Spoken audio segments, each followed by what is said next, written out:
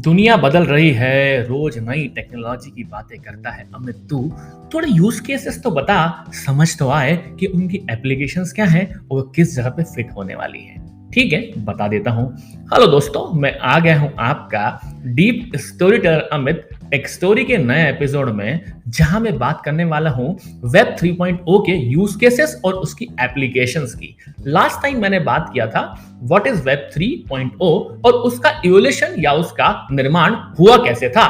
देखा जाए तो अगर हम बात करें कुछ एरियाज की, तो ब्लॉकचेन एक फाउंडेशन है जहां से हम लोग वेब 3.0 को एप्लीकेशन एंड सर्विसेज ओरिएंटेड बताना चाह रहे थे, क्योंकि ब्लॉक टेक्नोलॉजी तो आजकल यूज में आ ही गई है। पहला है एनएफटी, नॉन फंजिबल टोकन्स। एक तरह का यूनिक क्रिप्टोग्राफिक एसेट है जिसको आप क्रिएट करते हो, ऑथेंटिकेट करते हो और अपने डिजिटल एसेट की ओनरशिप ले लेते हो। मैंने भी कहा था ना कि वेब 3.0 आपको ओनरशिप दिला ही देगा।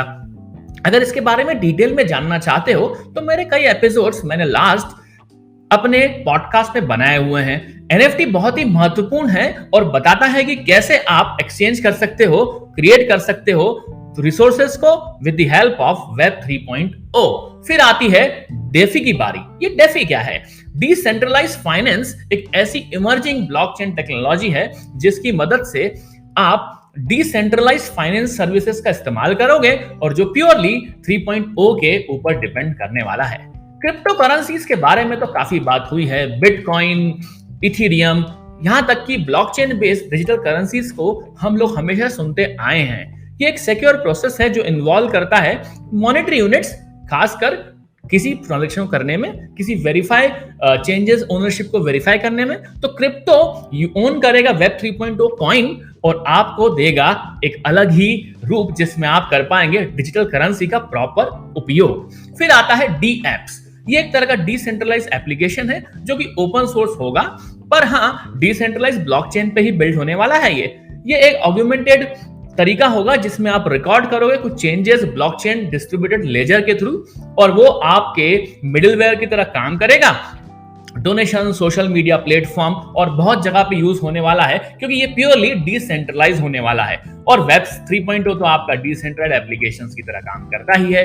फिर आता है स्मार्ट कॉन्ट्रैक्ट्स। इसके बारे में काफी नाम आया है। ये एक तरह का डिसेंट्रलाइज्ड एप्लीकेशन ही है जो कि आपको इमर्जिंग ब्लॉकचेन एप्लीकेशंस में दिख ही जाएगा, जो महत्वपूर्ण रोल अदा करने वाला है वेब 3.0 में भी। स्मार्ट कॉन्ट्रैक्ट एग्जीक्यूट होते हैं बेसिकली बिजनेस लॉजिक में, जो रिस्पॉन्स करते हैं किसी इवेंट को। वो एक तरह का प्रोग्राम कोड होता है जो कि आपको किसी तरह का कॉन्ट्रैक्ट नहीं है जो लीगल सेंस बनाए, पर इट्स लीगल स्टेटस को जानता है और डिटरमाइन करता है, उसके आधार पर रिस्पॉन्स करता है पर्टिकुलर ट्रेडिशनल कॉन्ट्रैक्ट्स की अलग जगह पर।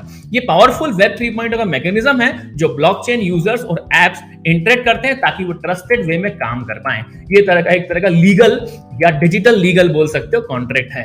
फिर आता है क्रॉस चेन ब्रिजेस। ब्लॉकचेन बहुत सारे न्यूमरियस वेब 3.0 वर्ल्ड में काम कर रहा है, बहुत सारी इंटरऑपरेबिलिटी भी दे रहा है, तो क्रॉस चेन ब्रिज की तो जरूरत पड़ने ही वाली है, क्योंकि वहां पे ब्लॉकचेन भी आ गया और ब्रिजिंग टेक्निक तो होना ही चाहिए। फिर आती है डीओएस की बातें, जो कि ऑर्गेनाइज करता है आपको ऐसा स्ट्रक्चर ताकि आप गवर्नेंस की जरूरत नहीं पड़ेगी, लेकिन आप डिसेंट्रलाइज्ड अप्रोच में काम करने वाले हो वेब 3.0 की सारी सर्विसेज प्रैक्टिकली यूज कर। तो ये थे यूज केसेस जो मैंने आपको शॉर्ट में बता दिए, पर बहुत सारे ऐसे ही प्रश्न हैं जो मन में आपके आते ही हैं कि बेनिफिट्स क्या है वेब 3.0 के। तो मैंने लास्ट टाइम भी बताए थे कि कंट्रोल करो आपके प्राइवेसी को, पूरा कंट्रोल डेटा पे मिल जाएगा, ट्रांसपेरेंसी हो जाएगी, प्रेडिक्टिव इंटेलिजेंस और पर्सनलाइजेशन हो जाएगा, यहां तक कि डिसेंट्रलाइज्ड फाइनेंस हो जाएगा। ये सारे आपको उपयोग मिल जाएंगे वेब 3.0 से। फिर आते हैं चैलेंजेस की बारी। वेब 3.0 एक तरह का सीरियस पोटेंशियल तरीका तो है, पर इसमें बहुत सारे ड्रॉबैक्स हैं जो कि एंटरप्राइज लीडर को पता होना चाहिए। पहला कॉम्प्लेक्सिटी, क्योंकि देखो डिसेंट्रलाइज नेटवर्क अगर बनाना है, स्मार्ट कॉन्ट्रैक्ट आपको लाने हैं, तो लर्निंग कर्व की जरूरत पड़ेगी और बहुत सारे मैनेजमेंट चैलेंज भी आएंगे, क्योंकि आईटी वाले को अपने आप को अपडेट होना पड़ेगा। कॉम्प्लेक्सिटी तो बहुत सारी है, इंप्लीमेंटेशन में भी और अपडेशन में भी। फिर आती है सिक्योरिटी की बारी, क्योंकि कॉम्प्लेक्सिटी तो इसलिए आ रही है कि आप वेब 3.0 को सिक्योर बोल रहे हो, लेकिन रियल चैलेंज क्या है कि स्मार्ट कॉन्ट्रैक्ट को भी लोग हैक कर लेंगे, और अगर हैक कर लिया स्मार्ट कॉन्ट्रैक्ट को तो सिक्योरिटी फिर प्रॉपरली उसमें एक पेनिट्रेशन हो गया, और आपके ब्लॉकचेन क्रिप्टो करेंसी के एक्सचेंजेस आप सुनते ही हो ना दुनिया में कि कहां से कहां चले गया पैसा, तो ये बड़ा भी एक क्वेश्चन है। फिर रेगुलेटरी कंसर्न बहुत बड़ा मुद्दा है, जो कि अथॉरिटी कैसे उसको कंप्लाइंस लाएंगी, उसकी किस तरह का ऑनलाइन ई कॉमर्स में वेब एक्टिविटी के समय इसको इस्तेमाल करेंगे ताकि सेफ्टी हो। फिर आती है टेक्निकल रिक्वायरमेंट की बारी, क्योंकि ब्लॉकचेन और डीएप्स आपके डिसेंट्रलाइज एप्लीकेशंस के रिसोर्स इंटेंसिव हैं, एक्सपेंसिव भी, और हार्डवेयर भी अपग्रेड करना पड़ेंगे, और आपको सोचना पड़ेगा कि कैसे इस्तेमाल होंगे। अब आती है 3.0 मार्केट में आ गया है क्या अमित, कब रिलीज होने वाला है, ये कहां कहां ये दिखता है हमें। ब्लॉकचेन की बात करते हैं, स्मार्ट कॉन्ट्रैक्ट की बात करते हैं, तो वेब 3 का बज तो मार्केट में है ही, थोड़ा थोड़ा एप्लीकेशन डेवलपमेंट हो गया है। पर पिछले कुछ 10 साल पहले तक आपने देखा था कि 1.0 था, 2.0 था। हम एक्सपेक्ट कर सकते हैं कि 3.0 के ट्रेंड्स मार्केट में आ रहे हैं। मेटा तो बहुत कुछ कर रहा है, सोशल मीडिया में हम लोग एनएफटीज की बात करते ही रहते हैं, सुनते ही रहते हैं, तो डेफिनेटली वेब 3.0 का बज है। और माइक्रोसॉफ्ट, मेटा, गूगल ये भी सोच रहे हैं ब्लॉकचेन के फीचर्स को समझने के लिए, और मुझे लगता है डेडिकेटेडली कुछ वर्षों में, 5-10 साल में, जैसे हम लोग बोलते थे ना कि एआई फ्यूचर है, पर एआई तो प्रेजेंट हो गया, वैसे ही वेब 3.0 भी मुझे लगता है प्रेजेंटली यूज होने लगेगा।